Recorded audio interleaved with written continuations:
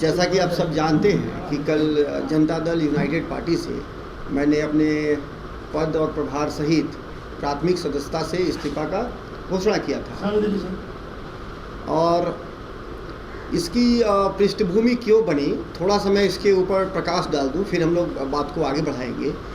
दरअसल जैसा कि हम सब जानते हैं कि जनता दल यूनाइटेड ने पिछले कुछ ही महीनों में करीब 1 साल के अंतराल में ही 2 राजनीतिक बड़ा फैसला लिया गठबंधन को लेकर के, और दोनों राजनीतिक फैसला बिना कार्यकर्ताओं से किसी प्रकार का कंसल्टेशन का, और मुझे नेताओं के बारे में तो नहीं पता है, लेकिन जहाँ तक मेरी समझ है पदाधिकारियों का जो संगठन में हैं, उनके बगैर कंसल्टेशन का 2 बार जदयू के द्वारा बड़े फैसले लिए गए।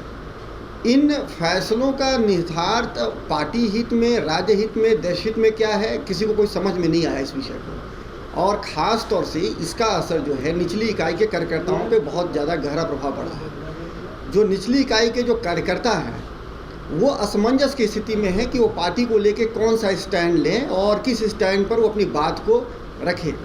जिन चौक चौराहों पर पिछले 25, 30, 40 सालों से लगातार लड़ते हुए मुख्यमंत्री जी के प्रति जदयू के लिए उन्होंने स्पेस खड़ा किया था, वो स्पेस अचानक सिकुड़ गया और अब वह कुछ कहना नहीं चाहते, बोलना नहीं चाहते, उनके अंदर ऊर्जा नहीं है कि वो पार्टी के लिए काम करें।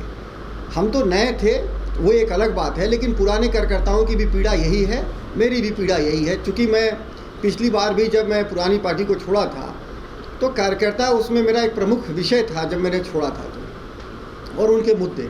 और इस बार भी ये शुरुआती एक मुद्दा हमारे बीच में गंभीर रूप से है कि कार्यकर्ताओं का क्या, बड़े फैसला तो बड़े नेता ले लिए, लेकिन कार्यकर्ताओं का। अब आते हैं कि इस बड़े फैसले लेने के वजह से बिहार जैसे राज्य को कोई फ़ायदा या नुकसान है क्या। हम लोग अक्सर सोचते हैं कि माननीय मुख्यमंत्री जी अगर कोई फैसला लिए होंगे तो बिहार के हित में ही लिए होंगे, लेकिन इस बार के फैसले में बिहार हित के संदर्भ में एक भी बिंदु ऐसा नहीं है जो लोगों के बीच में स्पष्ट हुआ। उदाहरण के तौर पर विशेष राज्य का दर्जा, जिस आधार पर पार्टी का जो एक राजनीतिक पूंजी है, ये इसी विषय को लेकर के पार्टी लगातार लंबे समय से संघर्षरत है। और जब इस बार गठबंधन बदला तो बिहार के लोगों को आशा जगा कि शायद गठबंधन बदलने का निर्धार ये होगा कि नरेंद्र मोदी जी बिहार के विशेष राज्य के दर्जा को लेकर के मोदी जी वाली गारंटी देंगे। लेकिन उनकी चुप्पी, उनकी न सिर्फ उनकी बल्कि जदयू की और सभी घटक दलों की, खासतौर से लोजपा जो बिहार फर्स्ट का जो नारा देता है, तो उसकी भी लंबी और रहस्यमयी चुप्पी इस विषय पर इस पूरे चुनाव में ये बड़ा एक चिंता का विषय है बिहार के लिए और राजनीतिक दल के कार्यकर्ताओं के लिए। दल में, किसी भी दल में जो यहाँ चुनाव लड़ रही हैं राष्ट्रीय गठबंधन बना करके, अभी तक बिहार के विषय पर कोई भी बड़ा घोषणा नहीं किया कि नहीं, अगर चुनाव जीतते हैं, उनकी सरकार बनती है तो देश का जो सबसे गरीब प्रदेश है उसके प्रगति और उन्नति के लिए उनके पास कोई विशेष योजना है। हम लोगों को ये महसूस हो रहा है लंबे समय से, जो हम लोग घटनाक्रम को देख रहे हैं, कि बिहार जैसे प्रदेश में आकर के माननीय प्रधानमंत्री जी 5 किलो के संदर्भ में, राशन के संदर्भ में वो भाषण देके चले जाते हैं, लेकिन जब बात गुजरात की आती है तो बात बुलेट ट्रेन की होती है, बात ओलंपिक खेल के आयोजन की होती है, बात जो है बड़े बड़े योजनाओं का, इलेक्ट्रिक व्हीकल्स का, सेमीकंडक्टर इंडस्ट्रीज़ का। तो क्या बिहार को उन्होंने मान लिया है घटक दलों ने, खासतौर से एनडीए घटक दलों ने, कि बिहार का मतलब सिर्फ ये 5 किलो राशन तक ही मसला है? क्या सिर्फ यहाँ पर वैसे ही लोग रहेंगे जो देश भर के लेबर जो मार्केट है उसको सप्लाई करते रहेंगे? केंद्र सरकार की कोई भूमिका नहीं है राज्य के उन्नति में, क्या कोई योजना नहीं है उनके पास, कोई विज़न नहीं है, कोई विज़न डॉक्यूमेंट तो छोड़ दीजिए। बिहार के संदर्भ में एनडीए के घटक दल, जदयू जो सबसे बड़ा घटक दल है, लोजपा जो दूसरा सबसे बड़ा घटक दल है, आज तक घोषणा पत्र नहीं जारी किया इस चुनाव को लेकर करके। एक आप देख लीजिए, और जो भारतीय जनता पार्टी ने घोषणा पत्र जारी किया उसमें बिहार नाम का कहीं चर्चा तक नहीं है। तो जब घोषणा पत्र जारी ही नहीं किया, जब कोई चुनावी घोषणा हुई ही नहीं बिहार के बारे में, कोई मुद्दे की बात हुई ही नहीं, चर्चा ही नहीं हुई, तो लोकसभा में बिहार के लोगों के लिए वोट देने का कौन सा आधार तय किया जा रहा है? क्या सिर्फ 5 किलो राशन? तो ये सब संदर्भ थे, विषय थे जिसको लेकर के मैंने इस्तीफा दिया है। और मेरे संभवतः इस्तीफा पत्र सभी को मिला भी होगा या फिर न्यूज़पेपर वगैरह जो ऑनलाइन है उसमें भी वो सारी बातें लिखी हुई है। उसी को मैं एक विस्तारित तरीके से अभी आपके बीच में रखा हूँ। और इस संदर्भ में अभी एक हैं साथी, थोड़ी देर में आपको प्रेस रिलीज़ जो है आपको दे देंगे, और भी विस्तार से लिखा हुआ है, शायद पहुँचा भी है कहीं कहीं। तो इसके अलावा हम लोगों को एक बात जो मैंने कहा, एक विषय उठाया, कार्यकर्ता का विषय उठाया, दूसरा बिहार का विशेष राज्य का दर्जा और बिहार के विकास को लेकर के मैंने बातें रखी आपके सामने। और जो एक नया जो माहौल, एक मैं अंतिम बात रखना चाहता हूं जो राजनीतिक परिदृश्य के ऊपर, एक बड़ी बात जो इस चुनाव में हो रही है वो खुलेआम इस देश के प्रधानमंत्री चुनाव का सांप्रदायिकरण खुलेआम स्टेज से कर रहे हैं और इलेक्शन कमीशन उसको चुपचाप निष्पक्ष होकर देख रही है।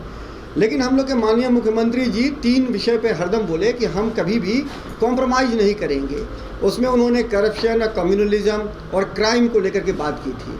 लेकिन यहाँ तो सीधे सीधे कम्युनलाइजेशन जो है और पॉलिटिक्स सीधे सीधे प्रधानमंत्री जी कर रहे हैं। पहले उनके छोटे भैया कार्यकर्ता किया करते थे, अब तो वो खुलेआम वो मैदान में आगे कर रहे हैं।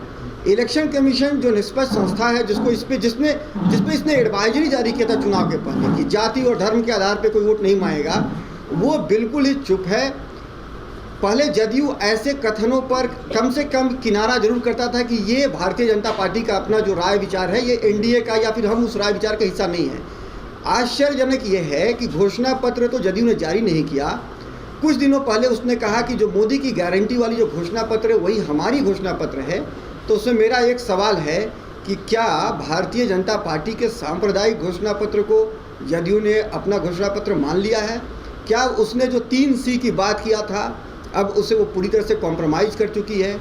एक इतनी पुरानी पार्टी जो बिहार के केंद्र में रख करके जो राजनीति करती रही, उसके पास चुनाव में घोषणा पत्र नहीं होना और एक दूसरे पार्टी के घोषणा पत्र को ही अपना घोषणा पत्र बताना, ये बिल्कुल दिखा रहा है कि जदयू में सब कुछ ठीक नहीं है।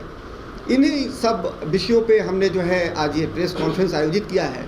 आए हुए अभी सभी साथी आप जो यहाँ पे आए हैं उनको मैं बहुत बहुत हृदय से आभार व्यक्त करता हूँ कि आप लोगों ने इतना कीमती समय निकाल करके यहाँ इस कार्यक्रम में मैं सब सवाल ले लूँगा। 5 महीने से ज़्यादा का वक्त बीत रहा है अजीत जी, बड़ा, हाँ 5 महीने से ज़्यादा का वक्त बीत रहे हैं और उसके बाद आप ये कह रहे हैं कि कार्यकर्ताओं की नहीं, उस वक्त तो मुख्यमंत्री सांसदों से, विधायकों से सबसे विमर्श कर रहे थे। देखिए बड़ा अच्छा आपका सवाल है। पहले तो 5 महीना आपने बात बोला, हम सबों को ये लगा कि मुख्यमंत्री जी जो भी फैसला लेंगे वह फैसला पार्टी और राज्य के हित में सही साबित होगा। लेकिन दो चरण बीत जाने के बाद भी बिहार के संदर्भ में और दल के संदर्भ में कुछ भी नई बात, सकारात्मक बात कुछ भी सामने नहीं आई है। तो ये स्वाभाविक है कि इस तरह की प्रतिक्रिया। ये आपको लगता है कि मुख्यमंत्री जी को हाईजैक कर लिया बीजेपी वालों ने, जैसा कि तेजस्वी यादव? हमको तो लगता है कि बीजेपी ने न केवल मुख्यमंत्री जी को बल्कि सारे घटक दलों को हाईजैक करके रखा है बिहार में। और सिर्फ न केवल उनको बल्कि ये बहुत बड़ा इनका एक साजिश है कि यहाँ के चुनावी माहौल को बिगाड़ करके और पूरी चुनावी प्रक्रिया को हाईजैक करने के प्रयास में लगे। और उसमें तो स्वाभाविक रूप से जदयू और लोजपा ये सब तो शामिल ही। अब आप किसको सपोर्ट करेंगे? अपने भाई साहब को सपोर्ट करेंगे चुनाव लड़ने में, क्योंकि वहाँ पर शायद जेडीयू ने आपको प्रभारी बनाया था वहाँ बक्सर में। हाँ, देखिए एक आपका अच्छा सवाल है। मेरी पृष्ठभूमि जान लीजिए। मेरा राजनीतिक कार्य ही शुरू हुआ था भाई साहब के चुनाव में। भारतीय जनता पार्टी से जब वो चुनाव लड़ रहे थे तो उनके विरोध में हम लोग उस समय के तत्कालिक जो एमएलए बने श्री अम्बिका यादव जी, उनकी तरफ से खड़ा होकर के हम लोगों ने लड़ाई लड़ा और उनको हराया। तो हमारा शुरू से स्टैंड समाजवादी रहा है। और आज के संदर्भ में पूरे शाहबाद में भी, बिहार में भी, जहाँ भी जितनी भी ताकत होगी, जितना समय होगा, ऊर्जा होगा, उसके हिसाब से मैं एनडीए के खिलाफ इंडिया गठबंधन को जो उसको हरा सकती है उसकी तरफ से प्रचार करूँगा। क्या पार्टी ज्वाइन फिर से आप आरजेडी? पार्टी ज्वाइनिंग को लेकर के अभी कोई फैसला हमने नहीं किया। मैंने भी बात कार्यकर्ताओं की कार्यकर्ताओं के साथ चुनाव के बाद हम लोग बैठेंगे, विस्तृत चर्चा करेंगे और सामूहिक निर्णय लेंगे। अजीत जी, पिछले बार की जो आप राजद से अलग हुए थे तो कार्यकर्ताओं का कब्रिस्तान बताया था कि राजद कार्यकर्ताओं के लिए कब्रिस्तान हो गया है। इस बार भी आपने वो कार्यकर्ताओं को लेकर कहा है बात कि उनकी वजह से आप सोच। देखिए ये तो कितने कार्यकर्ता आपके साथ बात ये है या फिर आपका कोई निजी स्वार्थ है जो वहाँ पूरा नहीं हुआ, इसकी वजह से आप अलग हुए? देखिए राजनीति में जो स्वार्थ की आपने बात किया, निजी स्वार्थ की बात, तो उसका व्याकरण हम लोग नहीं जानते हैं। हम लोगों को संयोग से हम लोग का जो राजनीतिक शिक्षा हुई है उसमें ये इस व्याकरण में ये शब्द नहीं है, ठीक है। अब रही है बात की कार्यकर्ताओं की, जब मैं बात कर रहा हूँ तो मैं सिर्फ अपने साथियों की बात नहीं कर रहा हूँ, across all the party line. आप देखिए आज नरेंद्र मोदी जी घूम कर करके और सभी जगह कह रहे हैं कि मोदी जान कर करके वोट दीजिए, कि मोदी खड़ा है। तो रिप्रेजेंटेटिव डेमोक्रेसी में प्रधानमंत्री हम नहीं चुनते, हम जो है जनप्रतिनिधि चुनते हैं। अब नरेंद्र मोदी जी क्या कर रहे हैं कि मुझे एक रबर स्टैम्प चुन करके दो, तो ये पूरे डेमोक्रेसी जो है ऑटोक्रेटिक फॉर्म में जा रहा है। तो इसमें अच्छे राजनीतिक कार्यकर्ता या योग्य नेता, उनके लिए क्या स्पेस बचता है सिवा रबर स्टैम्प बनने का? तो भोज भाज खाएंगे, नेता हकारी करेंगे। नेतागिरी का मतलब बस यही तक सीमित रह गया है। आप देख लीजिए रामकृपाल जी पाटलिपुत्रा में उनके फेसबुक प्रोफाइल पर दिन भर में 10-20 अपडेट डालते हैं कि यहाँ बढ़ई के, यहाँ हैप्पी बर्थडे किए। नेता का यही काम है। तेजस्वी जी को लेकर के क्या सोचा है? मैंने पिछली बार भी इंटरव्यू किया, जब मैंने जदयू ज्वाइन किया था तो भी मैंने बोला था कि वो बहुत महत्वपूर्ण घटक है बिहार के राजनीति में, आप उनको नजरअंदाज नहीं कर सकते। तो आप उनको उनके बारे में सकारात्मक सोचिए, नकारात्मक सोचिए, वो राजनीति के एक अनिवार्य अंग हैं और निश्चित रूप से आप उनके बगैर राजनीति की कल्पना नहीं कर सकते बिहार में। कोई डील हुई है क्या आपकी विधानसभा 2025 विधानसभा के लिए? डील तो मैंने नहीं किया है, डील तो आज तक मैंने नहीं किया राजनीति में अभी तक किसी से।